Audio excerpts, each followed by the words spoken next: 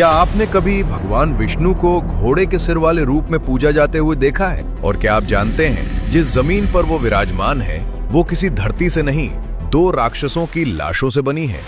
ये कहानी असम की है जिसका सच जानकर रोंगटे खड़े हो जाएंगे। भारत के 7 सिस्टर्स पूर्वोत्तर भारत के असम में भगवान विष्णु का एक रहस्यमय रूप पूजा जाता है, हयग्रीव अवतार, घोड़े का सिर और मानव का शरीर। लेकिन सवाल ये है, भगवान ने ऐसा रूप क्यों लिया? कहानी जाती है सृष्टि के आरंभ तक, जब चारों ओर सिर्फ अथाह जल था। भगवान विष्णु की नाभि से कमल प्रकट हुआ और उस पर ब्रह्मा जी। भगवान विष्णु ने उन्हें दिए 4 वेद, सृष्टि रचना का पूरा ज्ञान।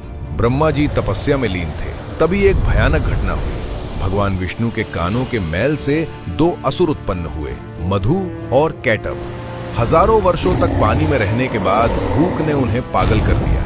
उन्होंने ब्रह्मा जी पर हमला किया, वेद छीन लिए और समुद्र की गहराइयों में छिप गए। वेद चले गए तो सृष्टि रुक गई। तभी ब्रह्मा जी त्राहिमाम करते हुए विष्णु जी के पास पहुंचे और वो घबराए हुए थे।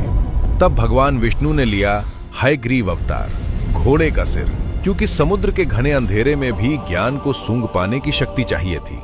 हजारों सालों तक युद्ध हुआ, लेकिन असुरों को इच्छा मृत्यु का वरदान मिला था।